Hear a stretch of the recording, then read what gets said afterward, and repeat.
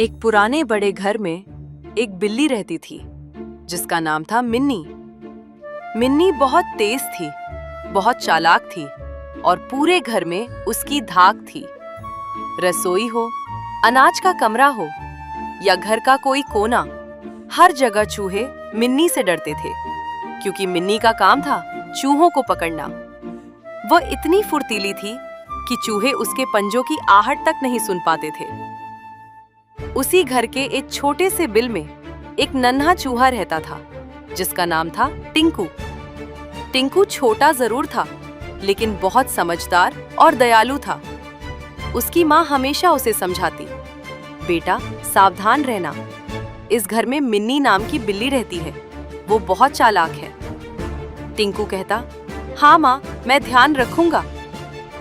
एक दिन सुबह टिंकू खाने की तलाश में रसोई की तरफ गया। उसे वहां रोटी का एक छोटा टुकड़ा दिखा। वो खुश होकर उसकी तरफ बढ़ा, लेकिन तभी अचानक पीछे से झपट मिन्नी ने उसे पकड़ लिया। टिंकू डर से कांपने लगा। वो रोते हुए बोला, मुझे मत खाओ, मैं बहुत छोटा हूँ, मेरा परिवार मेरा इंतजार कर रहा होगा। मिन्नी मुस्कुराई और बोली, तुम जैसे छोटे चूहे रोज मिलते हैं, मैं तुम्हें क्यों छोड़ दूं? टिंकू ने हिम्मत करके कहा, अगर आज तुम मुझे छोड़ दोगी तो मैं वादा करता हूँ एक दिन तुम्हारी मदद जरूर करूंगा। ये सुनकर मिन्नी जोर से हंस पड़ी। तू मेरी मदद करेगा? तू तो खुद इतना छोटा है। लेकिन टिंकू की मासूमियत देखकर मिन्नी के दिल में दया आ गई। उसने सोचा, ये बहुत छोटा है, इसे छोड़ देती हूँ, और उसने टिंकू को आजाद कर दिया। टिंकू खुशी से भागते हुए बोला, धन्यवाद मिन्नी, मैं तुम्हारा एहसान कभी नहीं भूलूंगा। दिन बीतते गए और जिंदगी फिर से सामान्य हो गई। लेकिन एक रात घर में एक शिकारी आया।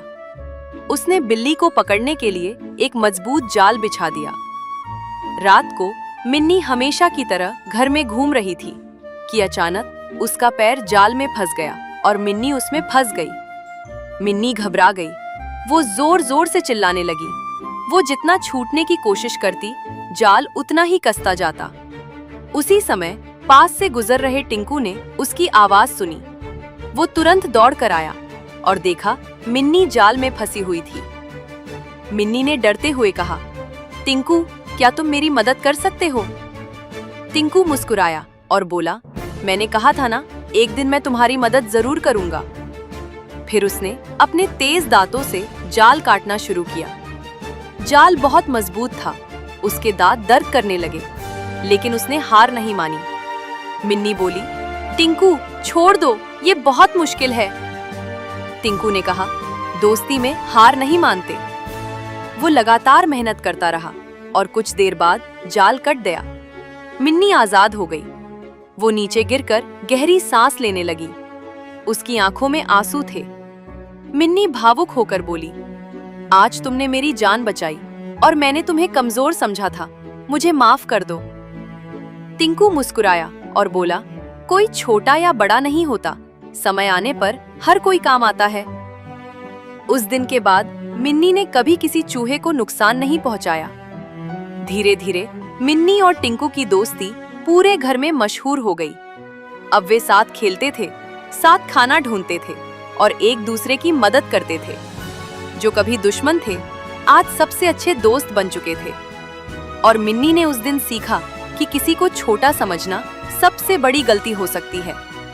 इस कहानी से हमें शिक्षा मिलती है कि छोटा या बड़ा कोई नहीं होता, दया का फल हमेशा अच्छा होता है और सच्ची दोस्ती मुश्किल समय में पहचान में आती है।